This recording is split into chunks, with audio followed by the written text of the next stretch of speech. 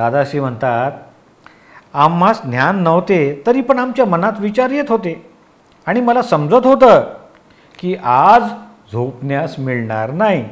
तेव्हा मी मनाला सांगायचं की धाव धाव गड्या, फार उत्तम, तू घोडा आणि मी तुझ्यावर बसणारा स्वार. तुला ज्या रस्त्याने जायचे आहे त्या रस्त्याने तू चाल, आम्ही आहोत तुझ्याबरोबर. तेव्हा सकाळचे 7 वाजायचे. या जगात काय नियम आहे? ज्याच्याशी भांडण केले, ज्याच्यावर ताबा मिळवला की तो वर चढून बसतो. मनाचं पण तसंच आहे. मनाला जर आवडलं ते दुप्पट वेगानं धावते. तुम्ही मनाच्या आड येऊ नका. मन आज्ञेच्या अधीन असेल तर तुम्ही त्याच्यामध्ये आलात तर चालेल, आणि आज्ञेच्या अधीन जर नसेल तर त्याला धावावयास लावायचे. ते थकून जाईल, श्वास चढेल.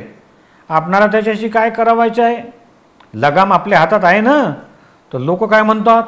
झोप येत नाही म्हणून मनास दाब दाब करतो आणि भडकण्याचा प्रयत्न करतो. अरे झोपण्याचे काम बाजूला ठेव, मनावर बसावयास मिळते अशी संधी परत केव्हा मिळेल? आम्ही तर मनावर स्वार होऊन बसलो.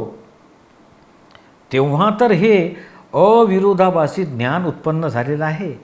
अरे मन हे संसाररूपी समुद्राची होडी आहे आणि हे लोक तर मनाला फ्रॅक्चर करून निर्विचार भूमिका तयार करतात. परंतु त्यामुळे निर्विचार पद कधीही प्राप्त होत नाही. निर्विचार पद कोणाला म्हणतात? थोड्या थोड्या वेळाने विचार आल्यावर स्वतः शुद्धात्मदशेमध्ये राहून, पूर्णपणे निराळा राहून फक्त बघतो आणि जाणतो, बघतो आणि समजतो. परमेश्वराच्या दृष्टीनं हेच निर्विचार पद आहे. आता मनास वश करण्याकरिता एक जण लंगोटी लावून सर्व घरं दारं बायकं पोरं समाज सोडून जंगलामध्ये, ठीक आहे, झाडांचे दर्शन करण्याकरता जातो. बायका पोरं घरदार सगळं सोडून दिलं, जंगलामध्ये गेला. पण स्वतःबरोबर मन घेऊन गेला ना. आता इतक्या दूर जाऊन एकांतामध्ये राहतो, नंतर गाय बकरी पाळतो, गुलाबाची फांदी लावतो, झोपडी बांधतो. अरे मनाचा स्वभावच आहे, जिथं जाईल तिथं ते संसार उभा करेल. हिमालयात गेला तरी संसार उभा करणार. मग अशा तऱ्हेनं तू वश कसं करशील मनाला? मनाला वश करणं खूप मोठा विरोधाभास आहे, शक्य नाही. आता योगी पूर्वजन्माच्या अशा ग्रंथी घेऊन आले. त्यांना असं वाटते की आपलं मन वश झालं आहे, पण त्यांचं मन जेव्हा उलट वागते तेव्हा त्यांना माहीत पडते की मन हे वश झालेलं नाही. एखाद्या योगीचा अपमान करून बघा, कळेल मन किती वश झाले ते.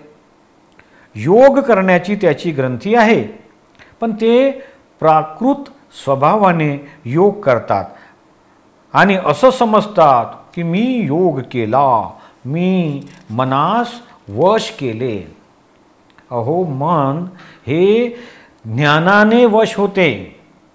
म्हणजे ज्ञानी स्वरूप ज्ञानाने ग्रंथी विरघळवून टाकतो आणि निर्ग्रंथ पद प्राप्त होते. तुमचं मन हेच तुमच्या श्रीमंतीचा फोटो आहे. मनाला ओळखा, त्याचा स्वभाव कसा आहे हे पूर्णपणे ओळखून घ्या. क्षत्रियाचं मन कसं असते? राजमान्य राजश्रीसारखं असते. जर क्षत्रिय देवळात गेला, खिशात हात टाकल्यानंतर जेवढा पैसा येईल तेवढे पैसे तो पेटीत टाकतो, मोजत नाही किती पैसे टाकले. पण वाणी हा बुद्धिवाला, त्याचं मन संकुचित असते, ठीक आहे ना.